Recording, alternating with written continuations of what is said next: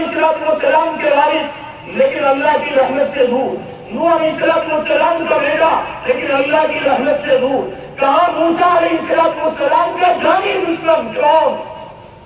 اور اس کی بیوی۔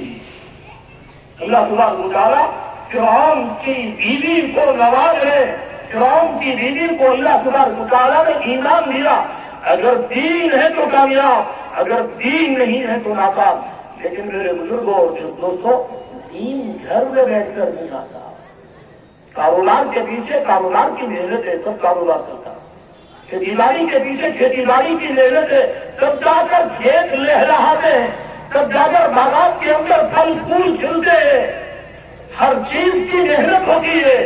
ڈگریوں کے پیچھے محنت ہے۔ جو بچہ راتوں کی نیند قربان کرتا ہے کل اس کے ہاتھ میں ڈگری ہوتی ہے، کل اس کو کہتے ہیں کہ اپنے فیلڈ کا بڑا ماہر ہے۔ اسی طرح میرے بزرگوں اور دوستوں، دین گھر بیٹھے نہیں آتا،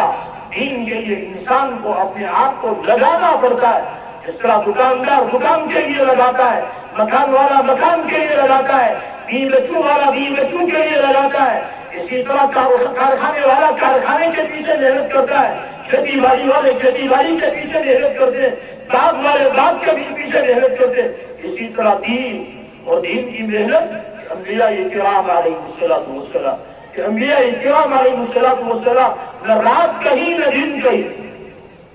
اس لیے کہ دین ہماری زندگیوں میں بھی آئے اور دین ہماری امتوں کی زندگیوں کے اندر بھی آئے۔ انبیاء کا ایسا نہیں ہے کہ وہ کہتے تھے لیکن نعوذ باللہ من ذالک والعیاذ باللہ خود کرتے نہیں، وہ عمل کے ذریعے سے دعوت دیتے تھے، وہ عمل کے ذریعے سے سمجھاتے تھے ایسے عمل کرو،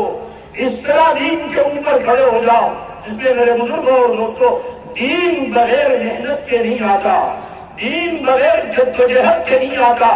دین قربانیوں کے بغیر نہیں آتا۔ اور ہمارے سامنے تو مثال ہے صحابہ کرام رضوان اللہ تعالی علیہم اجمعین کی، للفقراء المہاجرین الذین اخرجوا من دیارہم واموالہم، صحابہ جو اللہ کے نبی صلی اللہ علیہ وسلم کے تربیت یافتہ ہیں، ان کے بارے میں قرآن کہتا ہے انہوں نے سب کچھ دے دیا۔ للفقراء المہاجرین، آپ اندازہ کیجیے مکہ مکرمہ کے اندر صدیق اکبر، اس وقت کی جو تاجروں کی انجمن ہوا کرتی تھی، اس کو آج کی زبان میں کیا کہتے ہیں، traders federation, chamber of commerce, Makkah Mukarramah کے اندر کیونکہ وہ تجارت کیا کرتے تھے تو وہاں اس وقت کی جو فیڈریشن کی تاجروں کی، اس کے وہ صدر تھے حضرت ابو بکر صدیق رضی اللہ، چھوٹے درجے کے انسان نہیں تھے۔ حضرت عمر رضی اللہ تعالیٰ اگر بادشاہوں کے دربار کے اندر کسی ڈیلیگیشن کو بھیجنا ہے، ڈیلیگیشن کو جو لیڈ کرتا تھا وہ عمر بن خطاب ہوا، اور بادشاہ کے ساتھ جو ہم کلام ہوتے تھے وہ عمر بن خطاب ہوتے تھے، ان کے ساتھ جو نیگوشیشن کرتے تھے وہ عمر بن، چھوٹے درجے کے لوگ نہیں تھے، عثمان غنی رضی اللہ تعالیٰ۔ لیکن جب مکے سے نکال دیا گیا، الذین اخرجوا من دیارہم واموالہم، ان کو وطن سے نکال دیا گیا، ان کی جائیداد چھین لی گئی، ان کا مال و جائیداد چھین لیا گیا، انہوں نے سب کچھ دیا لیکن ایمان نہیں دیا، دین نہیں دیا، عقیدہ نہیں دیا۔ الذین اخرجوا من دیارہم واموالہم یبتغون فضلا من اللہ ورضوانا، ان کی ایک ہی چاہت تھی ہمارا رب ہم سے ناراض نہ ہو، ہمارا رب ہم سے راضی ہو جائے، اس کے لیے مکہ جیسا شہر بھی قربان کرنا پڑے ہم قربان کرنے کے لیے تیار ہیں، اور چھوڑ دیا مکے۔ ہماری جو تمنا ہوتی ہے کاش زندگی میں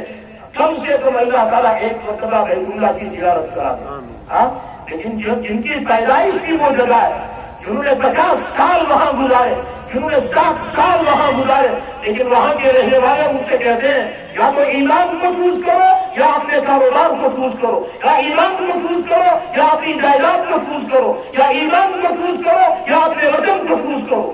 وہ کہتے ہیں کہ ہم ایمان کو چوز کریں گے، ایمان کے لیے ہم کو وطن بھی دینا پڑے ہم دینے کے لیے، ایمان کے لیے جب مال و جائیداد دینا پڑے ہم دینے کے لیے۔ قرآن کہتا ہے کہ جب یہ مدینہ پہنچتے ہیں تو یہ سب فقیر ہے، فقیر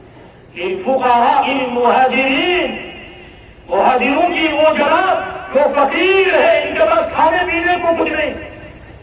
جہاں زکات کا تذکرہ ہے، زکات کن کو دی جائے گی، وہاں پر پہلا لفظ جو ہے وہ فقیر ہے۔ انما الصدقات للفقراء والمساکین، کہ زکات کن کو دی جائے گی؟ فقیر کو دی جائے گی۔ فقیر کس کو کہتے ہیں؟ نہ پہننے کو کچھ ہے نہ کھانے کو کچھ ہے۔ ہاں تو للفقراء المهاجرين الذين اخرجوا من ديارهم واموالهم يبتغون فضلا من الله ورضوانا وينصرون الله ورسوله، یہ اللہ اور اللہ کے نبی صلی اللہ علیہ وسلم کے مددگار ہیں۔ اللہ کو کسی کی مدد کی ضرورت نہیں، اللہ کے نبی کو کسی کی مدد کی ضرورت نہیں۔ جو دین کے اوپر چلے گا وہ اپنی مدد کر رہا ہے، لیکن یہ اللہ کی محبت ہے بندے کے ساتھ کہ اگر بندہ سجدہ کرتا ہے، اگر بندہ دین کو اپناتا ہے، اللہ کہتے ہیں کہ یہ میری مدد کر رہا ہے، حالانکہ اللہ کسی کی مدد کے محتاج نہیں۔ وَيَنْصُرُونَ اللَّهَ وَرَسُولَهُ أُولَٰئِكَ هُمُ الصَّادِقُونَ، یہ سچوں کی جماعت ہے۔ آج صحابہ کے بارے میں ہماری زبانیں کھلتی ہے، لیکن قرآن کیا کہہ رہا ہے؟ قرآن کہہ رہا ہے یہ سچوں کی جماعت ہے۔ اولئک الذین کتب اللہ فی قلوبہم الایمان، یہ وہ لوگ ہیں جن کے دلوں کے اوپر اللہ نے ایمان کو لکھ دیا تھا۔ اللہ کہہ رہے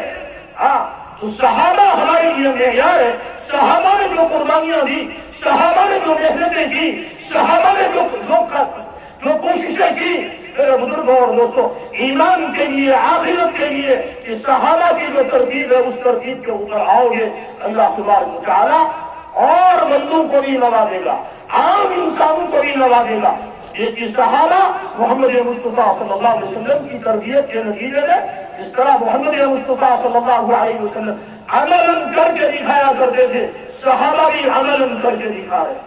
ہاں یہ تو مہاجرین ہو گئے، آگے کا والذین تبوؤا الدار والایمان من قبلہم یحبون من ہاجر الیہم، وہ جو مدینے کے اندر پہلے سے رہ رہے ہیں وہ صحابہ کا استقبال کیسے کر رہے ہیں کہ ان کا مکان بنا ہوا ہے، اس مکان کو بھی انہوں نے اس ذہن سے تعمیر کیا ہے کہ ہمارے پاس مہمان آنے والے ہیں، ایمان کی نسبت کے اوپر، دین کی نسبت کے اوپر ہمیں ان کے لیے اپنا سب کچھ